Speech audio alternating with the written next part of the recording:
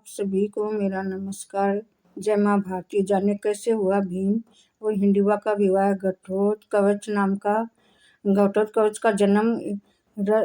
तब युधिष्ठिर ने हिंडीवा से कहा, तुम प्रतिदिन सूर्य अस्त के पूर्व पवित्र होकर भीमसेन की सेवा में रह सकती हो। भीमसेन दिन भर तुम्हारे साथ रहेंगे और शाम होते ही मेरे पास आ जाएंगे। भीम पहले पांडव थे जिनकी शादी सबसे पहले हुई थी। भीम का विवाह एक राक्षस हिंडिब की बहन हिंडिबा के साथ हुआ था। जब भीमसेन ने हिंडिबा बावासुर का वध किया तभी पांडव की माता कुंती के साथ वन में जाने लगे। हिंडिबा उनके पीछे पीछे चलने लगी। हिंडिबा को पीछे आता देख भीम ने उनसे जाने के लिए कहा। तब उसने क्रोधित हुए तब युधिष्ठिर भीम को रोक दिया। हिंडिबा ने कुंती व युधिष्ठिर से कहा, इन अति बलशाली भीमसेन को मैं अपना पति मान चुकी हूँ। इस स्थिति में अब मैं कहाँ रहूँगी? इनके साथ ही रहूँगी। आपकी आज्ञा मिलने पर मैं इनके साथ जाऊँगी। थोड़े दिनों के बाद लौट आऊँगी।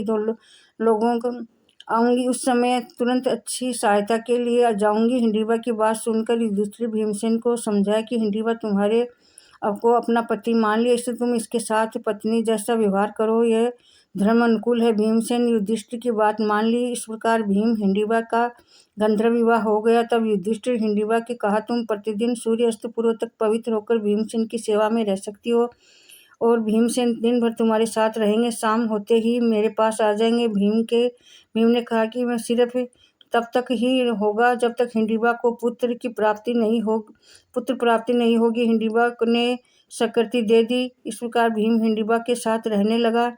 जब भीमसेन ने हिंडिबा बावासुर का वध किया और वो सभी पांडवों माता कुंती के साथ वन में जाने लगे, वे हिंडिबा ने उनके पीछे पीछे चलने लगी। हिंडिबा के पीछे आता देख भीम ने उससे जाने के लिए कहा। तब उस पर वह क्रोधित हुई। तब युधिष्ठिर ने भीम को रोक लिया। हिंडिबा ने कुंती पुत्र युधिष्ठिर से कहा कि मैं इन अति बलशाली भीमसेन को मैं अपना पति मान चुकी हूँ। इस स्थिति में अब कहाँ मैं जहाँ भी रहेंगे मैं वहीं उनके साथ रहूँगी। उनकी आज्ञा मिलने पर ही मैं तुम्हें अपने साथ लेकर जाऊँगी।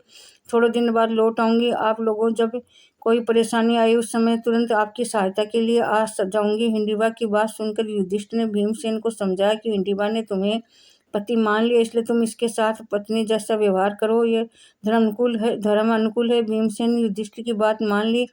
इस प्रकार हिंडिबा ने भीम का और हिंडिबा का गंधर्व विवाह हो गया। युधिष्ठिर हिंडिबा को कहा, तुम प्रतिदिन सूर्यास्त के पूर्व पवित्र होकर भीमसेन की सेवा में रह सकती हो। भीम दिन भर तुम्हारे साथ रहेंगे। शाम होते ही मेरे पास आ जाएंगे। तब भीम ने कहा, ऐसा सिर्फ जब तक होगा जब तक हिंडिबा को पुत्र की प्राप्ति नहीं होगी। हिंडिबा ने स्वीकृति दे दी और भीमसेन के साथ आदरपूर्वक जीवन व्यतीत करने लगे। 1 वर्ष व्यतीत होने पर हिंडिबा को पुत्र उत्पन्न हुआ। उत्पन्न होते समय उसके सिर पर केश उत्कवच न होने के कारण उनका नाम घटोत्कच रखा। वह अत्यंत मायावी निकला और जन्म लेते ही बड़ा हो गया। हिंडिबा ने अपने पुत्र को पांडवों के पास ले जाकर कहा, यह आपके भाई की संतान है, तो आप लोगों की सेवा में रहेगा। इतना कहकर हिंडिबा ने वहां से चली गई। घटोत्कच श्रद्धा से पांडवों के साथ माता कुंती के चरणों में प्रणाम कर बोला, जब मुझे मेरे योग्य सेवा बताइए। उसकी बात सुनकर कुंती बोली, तू मेरे वंश का सबसे बड़ा पुत्र है, इस समय आने पर तुम्हारी सेवा अवश्य ली जाएगी। इस प्रकार घटोत्कच ने कहा, आप लोग सब मुझे शरण समरण करेंगे तो मैं आप लोगों की सेवा में उपस्थित हो जाऊंगा। इतना कहकर वह घटोत्कच वर्तमान उत्तराखंड की ओर चला गया।